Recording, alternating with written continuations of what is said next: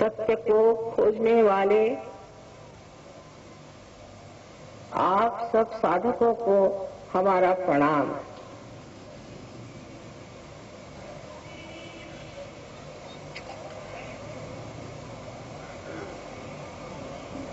सत्य क्या है और उसे किस प्रकार खोजा जाएगा, इस पर अनेक विचारधाराएं चल पड़ती हैं। सत्य तो केवल एक है और वो है कि आप ये शरीर, मन, अहंकार आदि व्याधियां नहीं, किंतु आप आत्मा स्वरूप हैं। जिस दिन आप आत्मा स्वरूप हो जाते हैं, न कि आप पढ़ के, लिख के, वाद विवाद करके और कहें कि हम आत्मा स्वरूप हो गए, लेकिन वास्तविक में ये घटना आपके अंदर घटित हो और जिसके कारण आप स्वयं आत्मा स्वरूप हो जाएं, तब आप जान सकते हैं कि केवल सत्य क्या है। आजकल दुनिया में हम सोचते हैं कि ये आदमी अच्छा है, ये आदमी बुरा है, अपने मस्तिष्क से, दिमाग से, लेकिन ये केवल सत्य नहीं हुआ। क्या सभी लोग ऐसा सोचते हैं? सो बात नहीं। कोई कहता है ये अच्छा है, कोई कहता है वो अच्छा। तो इसका मतलब ये है कि हमने जो भी जाना वो केवल सत्य नहीं है।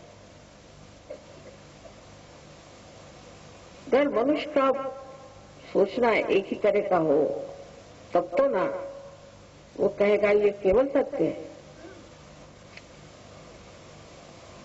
जिस वक्त मनुष्य अपनी स्वतंत्रता में अलग अलग खड़ा हुआ है, तो वो अपने अहंकार से भी और अपने पड़े हुए संस्कारों से इतना अभिभूत हो जाता है कि वो जो कुछ भी सोचता है उसी दृष्टिकोण से सोचता है। जैसे कहते हैं कि सावन के अंधे को सब हरा दिखाई देगा। इसीलिए कबीरदास जी ने कहा है कि कैसे बतलाऊं सब जगह अंधा।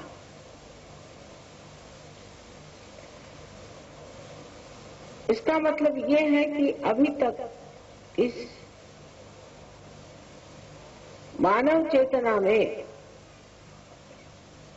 हमने इस दशा में वो सूक्ष्म दृष्टि पाई नहीं जो कबीरदास जी ने पाई थी, जो नानक जी ने पाई थी, जो राम ने पाई थी, जो श्री कृष्ण ने पाई थी, जो संत साधुओं ने अपने देश में अनेक संत साधु हो गए। उत्तर से लेकर दक्षिण तक, पूरब से लेकर पश्चिम तक, जहां भी जाओ वहां अनेक सद्गुरु हो गए। आजकल के जमाने में तो सद्गुरु बहुत मुश्किल से मिलते हैं। अधिकतर तो इन्हें कहा जाता है अगुरु या कुगुरु ही होते हैं और सिवाय पैसा कमाने के वो कुछ नहीं जानते। किस तरह से लोगों को बेवकूफ बनाना है और पैसा कमाना है। एक सीधा सवाल अपने को करना चाहिए कि जिसको हमें पैसा देना पड़ता है वो हमारा गुरु नहीं हो सकता, वो तो हमारा नौकर होगा।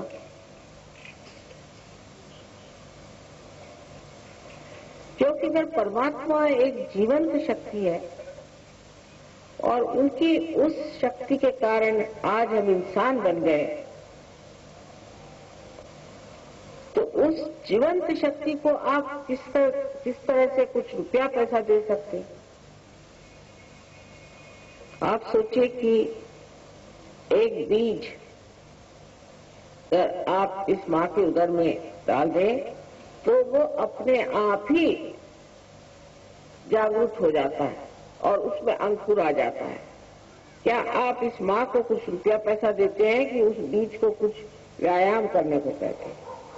ये तो जीवंत क्रिया है और जीवंत शक्ति की ये जीवंत क्रिया है। अगर आप इसे समझ सकते हैं कि जिस प्रकार एक बीज से अंकुर आ जाता है, उसी प्रकार आप में से भी ये शक्ति जो आपके अंदर सुप्तावस्था में है, सहज में जागृत होती है।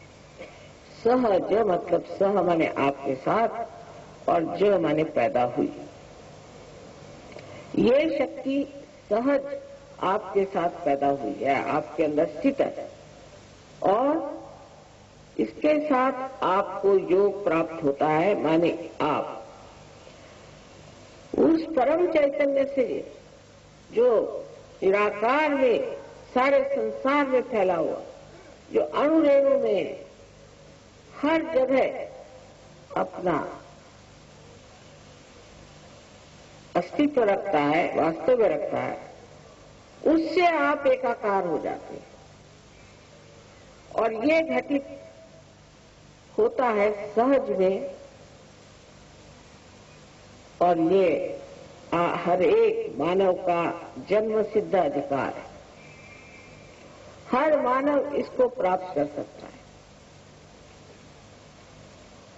अब सब जितने संत साधु हो गए, जो बड़े बड़े हमने शास्त्र पढ़े हैं, ग्रंथ पढ़े हैं, सब में लिखा हुआ है कि अपने अंदर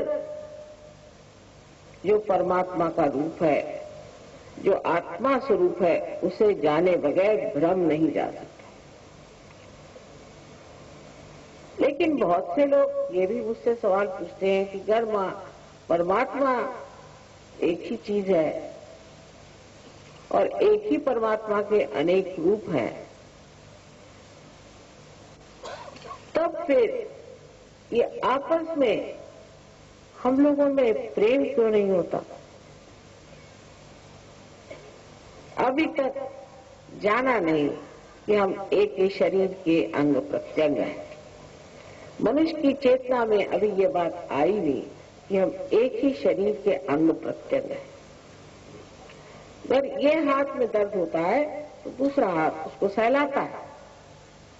वो ये नहीं सोचता कि मैं इस पे उपकार कर रहा हूं और बगैर सहलाए चैन नहीं, क्योंकि सारा शरीर दुखने लग गया।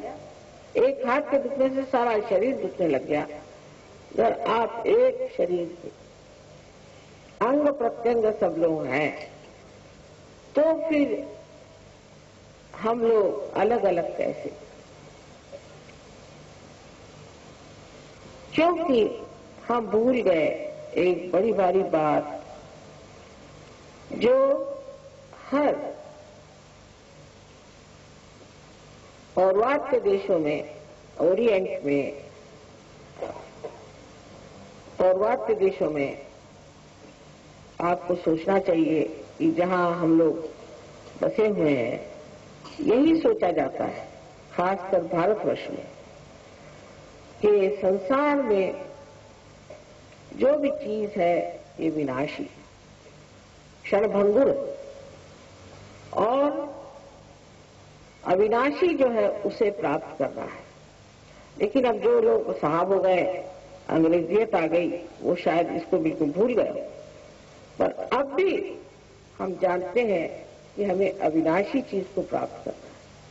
हर चीज विनाशी है और इस चीज के पीछे में हमें वहीं तक जाना चाहिए जहां तक इसकी मर्यादाएं हैं, उससे परे नहीं। ये हम सब जानते हैं, हम भारतीयवासी विशेषकर इस बात को जानते हैं। जब हम इस सत्य को एक जानते हैं और जब हम ये जानते हैं कि आत्मा का साक्षात्कार होना ही हरेक धर्म का चरम लक्ष्य है।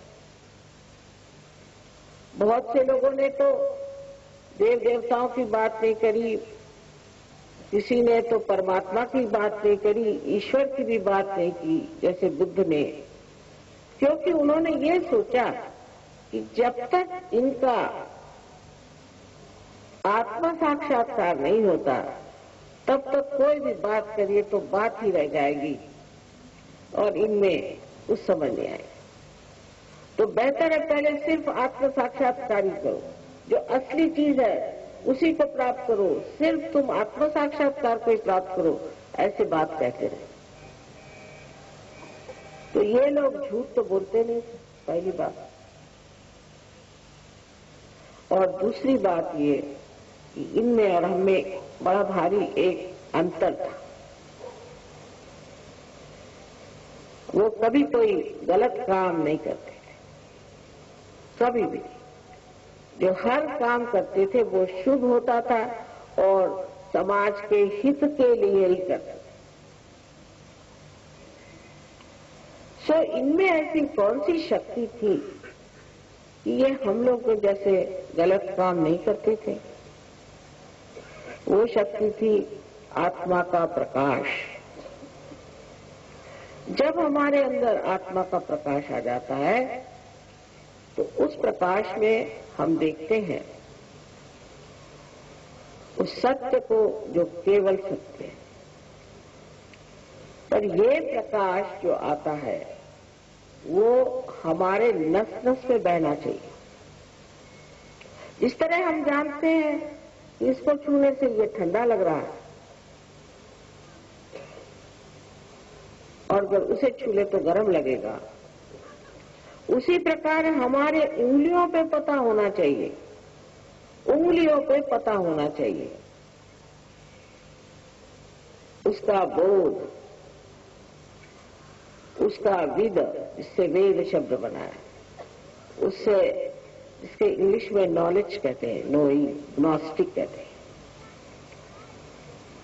जब तक ये घटित नहीं होता है, जब तक हमारी वो स्थिति नहीं आती है, तब तक हम एक भ्रम के चक्कर में न जाने क्या क्या करते रहते हैं।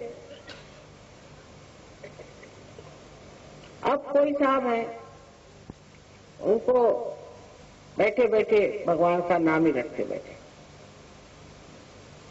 कोई साहब है वो कुछ और करते बैठेंगे। उनसे पूछिए कि ये सब करके क्या आप पाप रहित हो गए? क्या आप कोई गलत काम नहीं करते? हर धर्म में जो आदमी है, चाहे वो ईसाई हो, मुसलमान हो, सिख हो, क्रिश्चियन, कोई भी धर्म का आदमी आप ले लीजिए, उस पर कोई बंधन नहीं। वो चाहे तो किसी गर्दन काट दे, चाहे तो किसी को डुबो दे, चाहे तो झूठ बोल बोल के लोगों को ठग ले, कुछ भी कर ले, उस पर कोई उसके ऊपर बंधन नहीं है किसी चीज का। हाँ ठीक है, मंदिरों में गए, मस्जिदों में गए, सब जगह गए, वहां तो भगवान को नमस्कार किया और फिर जैसे थे वैसे ही। सो क्या ये सब गलत बातें तो नहीं हुई? जिन्होंने धर्म संसार में लाए वो इसलिए लाए कि हमें संतुलन आ जाए और हम आत्म साक्षात्कार को प्राप्त करें। लेकिन जब हम देखते हैं दुनिया में तो हमारे बच्चे अब कहने लग गए कि साहब ये कुछ नहीं, भगवान भगवान सब झूठ है, धर्म नहीं। और बहुत से साइंटिस्ट भी ऐसा है, जब वो ऐसा कहते हैं तो कहना चाहिए कि ये साइंटिस्ट ही नहीं है, क्योंकि साइंटिस्ट आदमी को अपना दिमाग खुला रखना चाहिए और देखना चाहिए कि कोई बात है या नहीं। एकदम से ही आप कैसे मना कर रहे हैं? परमात्मा है और उनकी शक्ति चराचर में है। और जितने भी संत साधु संसार में हो गए, जो सद्गुरु थे, उन सब सद्गुरुओं का भी जो जीवन था वो बिल्कुल असल, नकली नहीं था। वो खालिस लोग थे, बिल्कुल शुद्ध लोग थे और उसी शुद्धता को आप भी प्राप्त कर सकते हैं। ये शुद्धता आपको प्राप्त करने के लिए परमात्मा ने बड़ी सुंदर आपके अंदर बड़ी संजोकर व्यवस्था बनाई। इसी ज्ञान को हम सहयोग में आपको बताने वाले हैं, लेकिन बताने से नहीं होने वाला, ये घटना घटित होनी चाहिए। इसके बारे में हजारों वर्ष पहले मार्कंडेय मुनि ने लिखा था। उसके बाद नाथ पंथियों ने इस पर काफी काम किया था। उसके बाद और भी देशों में काम होता ही था साथ ही साथ। और आप देखें कि राजा जनक के टाइम से लेकर के नानक साहब के टाइम तक ये काम होता रहा। मोहम्मद साहब ने भी कहा हुआ है कि जिस वक्त आपका कियामा का समय आएगा, पुनरुत्थान का समय आएगा, तो आपके हाथ बोलेंगे और आपके खिलाफ शहादत देंगे। साफ उन्होंने बता दिया। कोई धर्म ऐसा नहीं जिसने ये नहीं कहा कि तुम अपने आत्म साक्षात्कार को प्राप्त हो। लेकिन उस चीज को क्योंकि हमने किया नहीं, अब समझ लीजिए कि ये एक साधन है, जब इसका कनेक्शन मेन से नहीं हुआ तो ये बेकार है। जब तक आपका कनेक्शन साहिब से नहीं हुआ, सदगुरु वही जो साहिब मिली है, जब साहब से अगर आपका नहीं हुआ है, उस परमात्मा से, चराचर में फैले हुए इस निराकार परमात्मा के प्रेम से आपका संबंध नहीं हुआ है, तो सिर्फ प्रेम की बात करने से कुछ प्रेम वेम नहीं होता। वो तो बहुत स्वार्थ का प्रेम होता है कि मेरा बेटा, मेरी बेटी, मेरा घर और मैं। जो निर्वाज्य प्रेम होता है, जो परमात्मा का प्रेम सारे संसार में बहता है और सारे अणु रेणु को ही संचालित करता है, उस प्रेम की तो कोई व्याख्या नहीं कर सकता। लेकिन आप जब उसमें नहा लेते हैं, जब आप उसमें स्वच्छ हो जाते हैं, जब आपके अंदर ये घटना घटित होती है, तो आपके अंदर भी वो शक्ति आ जाती है और आप में से बहती है वो चैतन्य की शक्ति। इसकी व्यवस्था की हुई है कि हमारे अंदर एक कुंडलिनी नाम की शक्ति। इसके बारे में 12वीं शताब्दी में महाराष्ट्र में ज्ञानेश्वर जी ने बहुत स्पष्ट रूप से ज्ञानेश्वरी में बताया। कृष्ण ने भी ये बात थोड़ा छिपा कर कही, बहुत साफ, हमारे लिए तो बहुत साफ, कि उन्होंने ये कहा शुरू में कि तुम स्थित प्रज्ञ हो जाओ। स्थित प्रज्ञ माने जहां बैठे हैं वहीं आपके अंदर प्रकाश आ जाए, प्रज्ञ, प्रकाशित ज्ञान आ जाए। तो अर्जुन ने पूछा कैसे? कहने ये तो ज्ञान, ज्ञान माने जानना, जानना माने बुद्धि से नहीं। ये संत लोग को यूनिवर्सिटी में जाके पीएचडी वगैरह नहीं किए थे, इतने ज्ञानी लोग। ज्ञान माने अपने सेंट्रल नर्वस सिस्टम में आपको जानना पड़ेगा, मज्जा तंतु में आपको जानना पड़ेगा, ये ज्ञान। और फिर जब पूछा कि भाई कर्म की बात क्या, तो उन्होंने कहा कि कर्म करो, कर्म सब करना चाहिए, लेकिन सारा कर्म जो है वो परमात्मा के चरणों में छोड़ दो। ये देखिए कितना होशियारी से बताई हुई बात, ये हो ही नहीं सकता। हालांकि बहुत से लोग हैं वो किसी को मार डालते तो भी कहते हैं सामने मार तो डाला, पर कर्म परमात्मा पे छोड़ दो। कभी भी मनुष्य कर्म परमात्मा पे नहीं छोड़ता है। जो भी करता है सोचता है मैंने किया है, मैं इसका करता हूं। ये उसके अंदर से बात जाती नहीं दिमाग। कब जाती है? जब वो आत्म साक्षात्कारी हो जाता है, तब वो तृतीय पुरुष में बोलता है और कहता है ये हो रहा है, ये चल रहा है, ये बन रहा है, मैं कर रहा हूं कभी नहीं कहता मैं कर।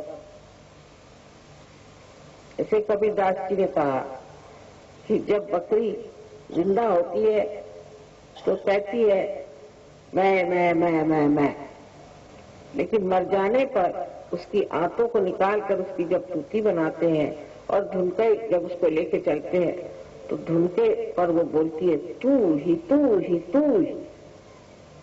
कितनी सुंदर बात बताई। एक जुलाहा थे लेकिन क्या बातें करी।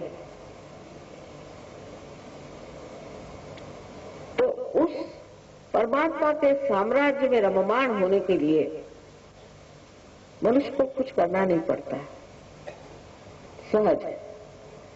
कोई सी भी जो बात बहुत ही अपने जीवन के लिए बहुत जरूरी होती है, उसके लिए प्रयत्न करने से बिगाड़ आ जाएगा। जैसे कि हमारा श्वास अपने आप चलता, अगर इसके लिए हमें कोई गुरु करना पड़े और किसी गुरु को पैसा देना पड़े या किसी यूनिवर्सिटी में जाकर इसके लिए डिग्री लेनी पड़े या हठ योग में अपने सर के बल खड़े होना पड़े, तो हो गया, सब लोग ऐसे खत्म हो जाए। इसलिए चीज सहज समाधि लाभ।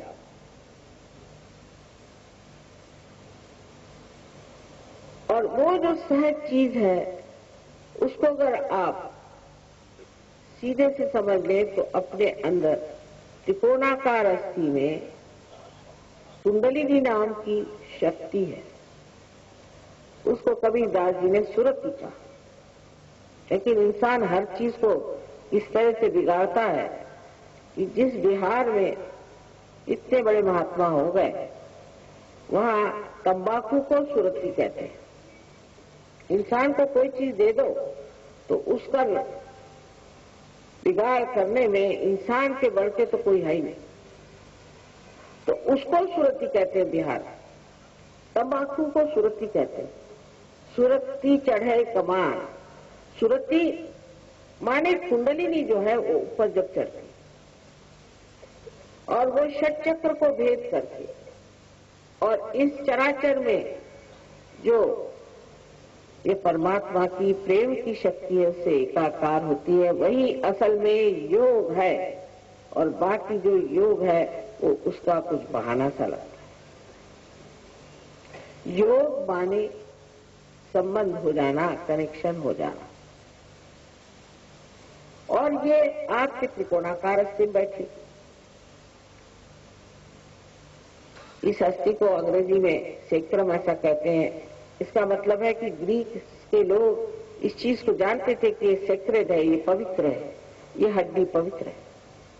और सहयोग में आप अपनी आंख से देख सकते हैं कि किसी किसी में जहां पर कि ऊपर का चक्र में कोई दोष हो तो ये कुंडलिनी ऐसे जोर से स्पंदित होती जैसे कोई हृदय हो। हड्डी जो है वो हृदय के जैसे स्पंदित होने लगी। और ये 3.5 कुंडलों में बैठी हुई शक्ति है और अनेक तागों से, जैसे कि अनेक बाल के जैसे बारीक बारीक इसके तागे होते हैं। और ये बीचों बीच की जो ब्रह्म नाड़ी है उसमें से बहुत सुंदरता से ऊपर चली आती है। और जब ब्रह्मरंध्र छिप जाता है तो आप ही के मस्तिष्क में से, सर में से, यहाँ से तालू में से आपको आश्चर्य होगा, आप ही महसूस कर सकते कि ठंडी ठंडी हवा आ रही है। हाथ में भी ठंडी ठंडी हवा आ रही है। आदि शंकराचार्य ने भी कहा है सलीलम सलीलम। उस दशा में जाकर के वो कहते हैं न योगे न सांख्य न, किसी भी चीज से नहीं, है तो माँ की कृपा से होता है, क्योंकि वो तंग आगे लोगों से झगड़ा करते हैं। तो ये आपकी माँ है और ये हरेक की अपने अपनी अलग खास वैयक्तिक, हरेक की अपनी अपनी अलग ऐसी माँ है जो आपके बारे में सब जानती है। आपने कहाँ कहाँ खोज की, आप कहाँ कहाँ भटके, आप में क्या अच्छाइयाँ हैं, क्या बुराइयाँ हैं, लेकिन माँ होने के कारण वो क्षमा कर देती है और आतुर है कि मेरे बच्चे को मैं उसका जन्म कैसे दे दूं। इस कुंडलिनी के जागरण से ही दूसरा जन्म होता है। दूसरा कोई और तरीका आत्मज्ञान का नहीं है। ये कुंडलिनी 6 चक्रों में उठती है और ब्रह्मरंध्र को भेदने के बाद आपको खुद ही महसूस होता है चारों तरफ ये ठंडी ठंडी हवा आ रही, सर में से भी ठंडी ठंडी हवा आ रही। पर यह तो सिर्फ एक बाह्य की देखने की चीज हुई। कुंडलिनी के जागरण से आपकी बीमारियां ठीक हो जाती हैं। इसकी सिद्धता तो आपकी दिल्ली यूनिवर्सिटी में ही हो गई, क्योंकि दिल्ली यूनिवर्सिटी ने इसे मान्यता दी और यहाँ अभी 2 डॉक्टर ने MD प्राप्त किया। उन्होंने इस पर रिसर्च किया और वो हैरान हो गए कि एक आदमी जो सहयोग करता है और जो सहयोग नहीं करता है उसके शारीरिक सौष्ठव में भी, उसके शारीरिक शक्ति में और दूसरे आदमी के शारीरिक शक्ति में ही बड़ा अंतर है। और भी जो साइकोसोमैटिक जो कि असाध्य रोग हैं उस पर भी मेहनत की गई है और उस पर भी देखा गया इससे असाध्य रोग ठीक होते हैं। तो आप ही के अंदर आपकी शक्ति है और आप ही के अंदर आपकी दवा भी है और आप अपनी ही चीज को प्राप्त करते हैं। इसमें हमारा कोई लेना देना नहीं बनता, कोई भी लेना देना नहीं, सब आपका अपना है। जब आप अपनी ज्योति को प्राप्त कर लेते हैं तो आप भी दूसरों को जागरूक कर सकते हैं और आप भी दूसरों को ठीक कर सकते हैं। आप भी उनकी बीमारियां ठीक कर सकते हैं, क्योंकि जैसे जागृति होती है बीमारियां ठीक हो जाती हैं। बहुत सारे असाध्य रोग सहयोग से ठीक हुए हैं इस 19 साल में हमने देखे। लेकिन अधिकतर बीमार लोगों का ऐसा हाल होता है कि जब तक ठीक हुए बस वहां भाग खड़े हो जाते। वो ये नहीं सोचते कि हमें प्रकाश मिला है तो हमको भी दूसरों को देना चाहिए। तो परमात्मा भी ये सोचते हैं कि ऐसे लैंप जो जलने नहीं वाले तो उसको ठीक करने से फायदा क्या।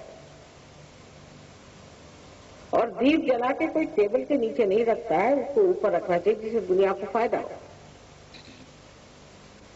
दूसरी बात, जो मानसिक क्लेश, मानसिक तकलीफें जो हमें होती है, इस तरह से बहुत से लोग हैं उन्हें डिप्रेशन आ जाता है, साइकोलॉजिकल, कोई होते पागल हो जाते हैं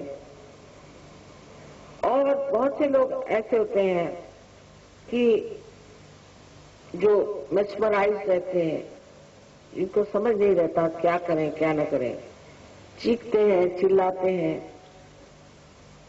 ऐसे लोग भी सहयोग से बहुत से लोग ठीक हो गए। लेकिन सबसे तो कमाल हुई है कि सबसे कमाल तो हुई है कि जो लोग ड्रग लेते हैं,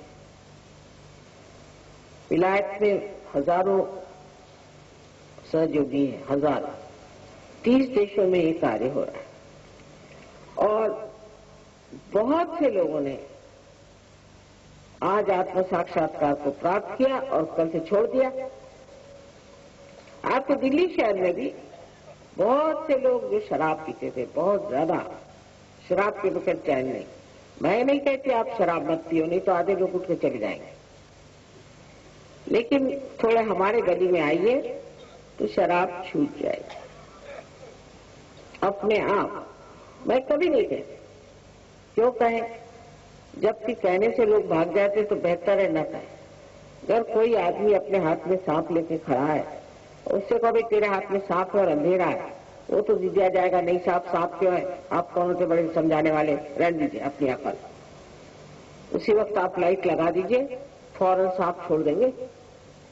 ऐसी चीज, क्योंकि मनुष्य स्वतंत्र हो जाता है असली माने में, उसको किसी भी प्रकार की चीज दबा नहीं सकती। कोई भी आदत उसके व्यक्तित्व को अपने मुट्ठी में नहीं ले सकती। ऐसा आदमी अपनी स्वतंत्रता में, अपने गौरव में खड़ा रहता है। उसको किसी चीज की ना गरज रह जाती है, ना किसी का भय रह जाता है। वो अपने मस्ती में रहता है। जैसे कि कबीरदास जी ने कहा कि फिर मस्त हुए फिर क्या बोले। आज न जाने क्यों कबीरदास जी की बड़ी याद आ रही है। वो भी दिल्ली आए थे, बड़ी मेहनत कर गए। शायद होगी इन सब संत साधु औलिया, निजामुद्दीन साहब यहाँ हो गए, बड़े बड़े औलिया भी हो गए। इन सब की मेहनत से ही शायद आप लोग आज यहाँ पधारे हैं अपने आप को साक्षात्कार के लिए। उन सबको याद करके यही सोचते हैं कि आज वो भी सोच रहे होंगे कि जो हमने इतनी मेहनत की, यहाँ पर इतना हमने चैतन्य फैलाया, लोगों से इतनी बातचीत की, उसका आज फल मिल रहा है। क्योंकि फल पाने का समय आ गया। ये समय ऐसा है कि ये समय हजारों वर्ष पूर्व बताया गया था कि ऐसा समय आएगा, और आज ये समय आ गया कि हजारों फूल बाग में खिल गए हैं। पहले तो एक ही दो फूल खिलते थे, लेकिन आज हजारों फूल खिले हुए हैं, और संसार में रह करके ही आप इसे प्राप्त हो सकते। संसार से भाग कर नहीं, संन्यास की बात करने से नहीं, संसार में ही रह करके आप इसे प्राप्त कर सकते हैं।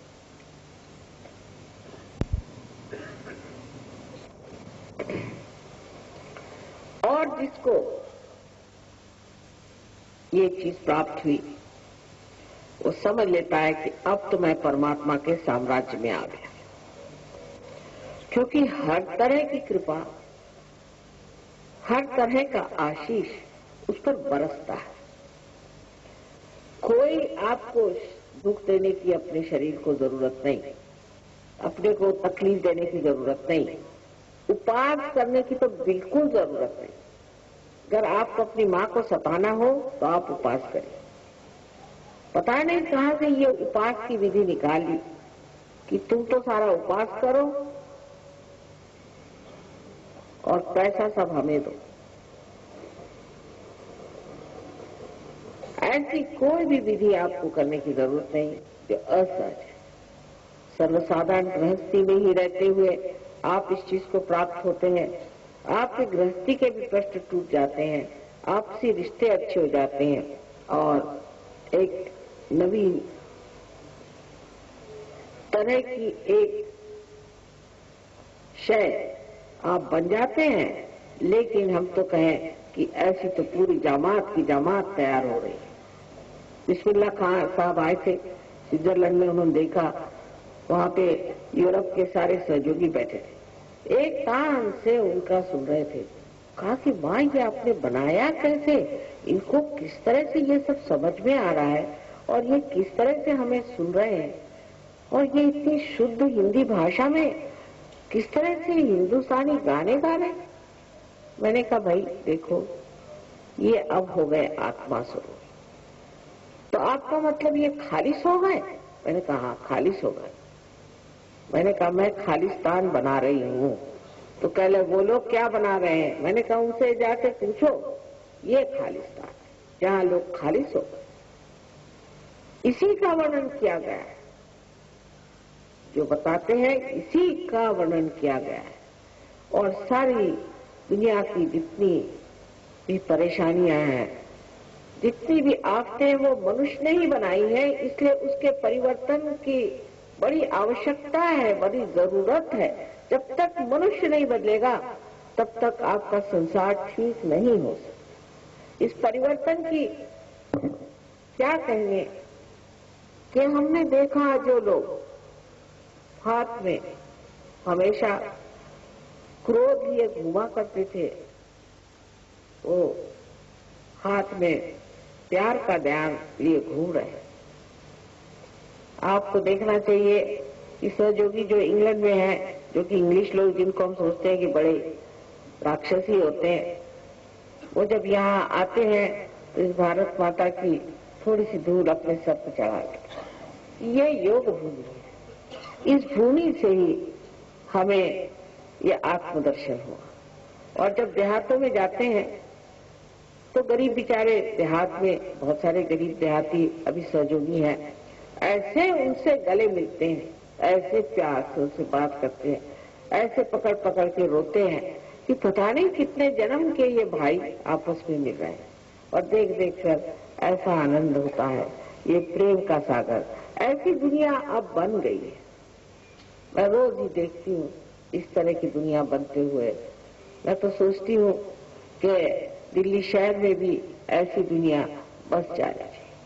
इसकी बहुत जरूरत है, जहाँ मनुष्य अपने परिवर्तन को देखे, अपने आनंद को देखे।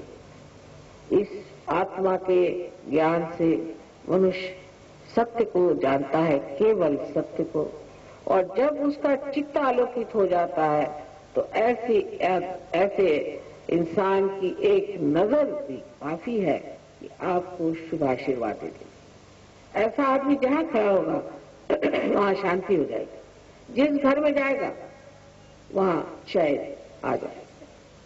जिसके सर पे हाथ रखेगा उसका भला हो जाएगा, क्योंकि अपने हित के लिए ही परमात्मा ने ये सुंदर सी चीज हमें दी हुई है और इस चक्र के भेदन से ही आप इसे प्राप्त होते हैं। कृष्ण की जो दूसरी बात उन्होंने कही कि भक्ति में तुम जो कुछ दोगे उसे स्वीकार ही होगा, लेकिन भक्ति अनन्य होनी चाहिए। देखिए कितनी कमाल की बात है, एक शब्द पे नचा रखा है दुनिया को। अनन्य माने जब दूसरा न हो। ये कब हो सकता है? आप यहाँ बैठकर हरे रामा हरे कृष्णा करते रहिए तो गला फट जाएगा और कैंसर हो जाता है। भगवान का नाम रखते रखते रखते रखते आदमी पगला जाता है, बजाय इसके कि अपनी उच्चतम स्थिति को जाए वो और ही पागल हो जाते हैं।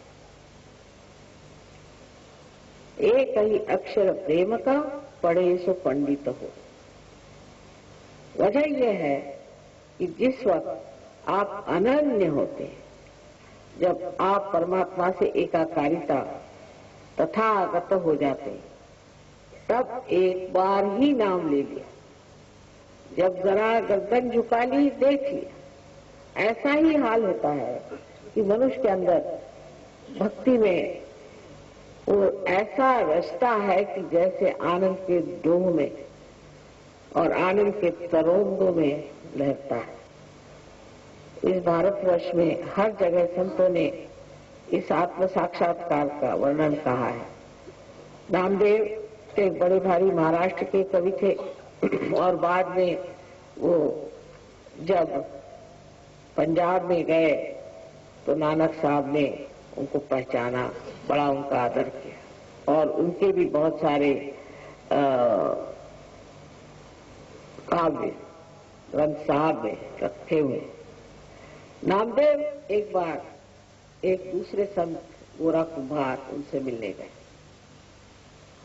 जब गोरा कुम्हार माने कि जो उनका मराठी कुम्हार कहते हैं, जिसे हम लोग कुम्हार कहते हैं, जो कि ये बनाते हैं घड़े वगैरह, मिट्टी जो से घड़े बनाते हैं, उनको देख के वो कहते हैं कि मैं तो निर्गुण को मिलने आया था। मराठी में है निर्गुणाच्या बेटी आलो सगुणाच्या। मैं तो निर्गुण को मिलने आया था तो तू तो सगुण में खड़ा है रे। क्या कहना है? ऐसे कोई कहता है? कोई इंसान दूसरे आदमी से ऐसी प्यार की बात कहेगा कि मैं तो निर्गुण को मिलने आया, तू तो सगुण में खड़ा है? क्या कहने इन लोगों की। ऐसे ही संत लोग आज हमें भारतवर्ष में तैयार कर रहे हैं और उसके लिए गृहस्थी छोड़ना और सब नाटक की कोई जरूरत नहीं।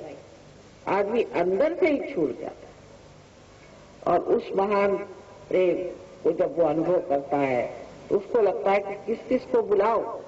जैसे कबीरदास जी ने कहा था, 5-25 पकड़ बुलाऊं एक ही डोर उड़ाऊंगा। सारे मिलन के गाने इन लोगों ने गाए। हमारे यहाँ महाराष्ट्र में भी और इधर में बंगाल में भी और दक्षिण में भी, हर जगह मैं जाती हूँ। अभी गई थी गुजरात, वहां भी सारे संतों ने सारे वातावरण में ये गूंजा रखा है कि आत्म साक्षात्कार को प्राप्त करो और संत बनो। और ये बनना कोई मुश्किल नहीं है। आज समय आ गया है, आप लोग बड़े भाग्यवान हैं कि इस समय में आप आए और हम भी बड़े भाग्यवान हैं कि आपके आते हम भी आ गए, जिससे कि ये कार्य घटित हो रहा है।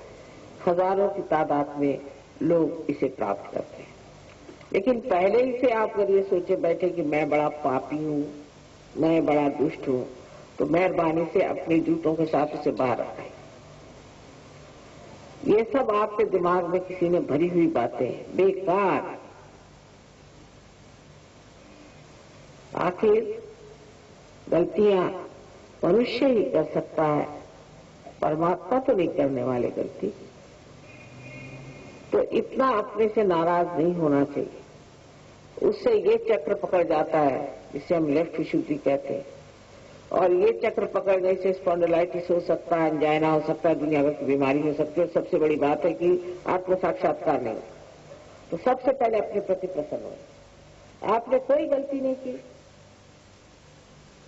आपने कुछ भी किया हो, इस समय आप भूल जाइए। और इस छोटे से समय में जो कुछ भी कहना था सो मैंने कह दिया। कारण ये है कि ये ज्ञान हजारों टेप्स में बंधा हुआ है, लेकिन वो खत्म ही नहीं होता। तो बेहतर है कि हम समझ लें कि जैसे इस लाइट को जलाने के लिए एक स्विच है, उसको जलाने से सब जल जाते हैं, उसी प्रकार हमारे अंदर भी कोई स्विच है जो परमात्मा ने बनाया है। नहीं तो अगर मैं आपको पहले ही बताने लगूं कि बिजली कहाँ से आई, इसको किसने बनाया, इसका इतिहास क्या, फिर दिल्ली में कहाँ है, फिर उसका मैकेनिक्स क्या, तो आप उठ के सब चले जाएंगे, आपको सर दर्द होगा। तो पहले आप प्रकाश को प्राप्त कर ले, फिर आगे की बात करें। अब सबने मुझे मना किया कि आप प्रश्न पूछने के लिए लोगों को मना करें, क्योंकि ज्यादातर प्रश्न बड़े उटपटांग होते हैं। मुझे कभी कभी लगता है कि ये लोग यहाँ अपना हित करने आए हैं या सबका अहित करने आए, और न जाने क्यों इतने झगड़ालू तरीके से बातचीत करते हैं, जैसे कोई पार्लियामेंट लगी हुई है, जैसे आज पार्लियामेंट में झगड़ा हो रहा। हम तो आपको आपकी चीज देने आए हैं, उसमें झगड़े की कौन सी बात। अगर हमने कहा कि ये बात है, तो एक जैसे एक धारणा दी आपके सामने, एक हाइपोथेसिस है, तो आपको देखना चाहिए कि ये धारणा सही या नहीं। अगर घटित होती है तो फिर मानना चाहिए, अगर आप ईमानदार आदमी हैं तो, क्योंकि सब अगर आपके कल्याण ही के लिए हम कर रहे हैं, तो उसमें झगड़े की बात कौन सी। ये तो ऐसा ही हुआ कि आदमी अपनी नाक मुंह को नोच ले, क्योंकि उसको झगड़ने की आदत। इसलिए इन्होंने मना किया हुआ है सबने कि माँ आप प्रश्न मत पूछिए, बिल्कुल हम लोग बिल्कुल उसके विरोध में। देखिए हम तो माँ है ना, हम जानते हैं कि खोपड़ी कहीं कहीं घूम ही रही है। तो इतना ही कहूंगी कि कुछ प्रश्न हो आपको तो आप लिख दीजिए, और कल भाषण में मैं उसका सब उत्तर व्यवस्थित रूप से दे दूं। आपको कोई भी प्रश्न हो आप पूछ लीजिए। वैसे तो यहाँ पर दिल्ली में बहुत से सेंटर्स हैं, और अब एक आश्रम भी बन गया। सबसे पहला आश्रम दिल्ली में ही बना है, वहाँ कोई रहेगा कि नहीं ये पता नहीं, लेकिन कम से कम एक आश्रम बन गया है। और उस आश्रम में हम लोग प्रोग्राम इनका होता है, सेंटर है, और वहाँ सबसे बड़े निपुण लोग कहना चाहिए, जो कि सहयोग में हमको समझते हैं कि बहुत निपुण है, वो लोग कार्रवाई करते हैं। और एक बार जागृति होने के बाद सिर्फ ये समझ लेना चाहिए कि इस जागृति का जो कनेक्शन है वो ठीक से फिट बैठ जाए, बस। उसके बाद आप देख लीजिए कि आप क्या कमाल की चीज है। जैसे किसी देहात में जाइए और वहां आप टेलीविजन ले जाइए और उनसे कहिए कि इस डब्बे में ही आप देख सकते हैं सारी दुनिया की चीज, तो कहेंगे क्या बात कर रहे हैं, ऐसे कैसे हो सकता है। तो वो जानते ही नहीं ना उसके बारे में, ऐसे हम भी अपने बारे में नहीं जानते। पर जब कनेक्शन लग जाता है तो है कहते, तो आप क्या हैं, आपका गौरव क्या है, आपकी शक्तियां कितनी हैं, आप कितनी महान चीज है, वो सिर्फ आपके आत्म दर्शन से ही, उस प्रकाश में ही आप जान सकते हैं। इसके अनेक अनेक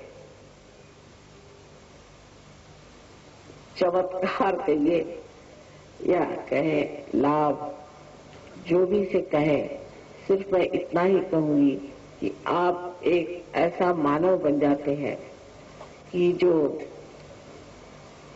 संसार की सारी शांति का, आनंद का एक स्रोत हो जाए।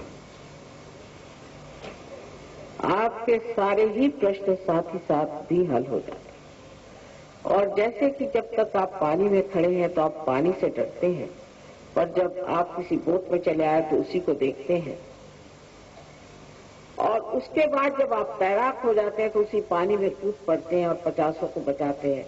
इसी प्रकार आपकी प्रगति होती रहती है।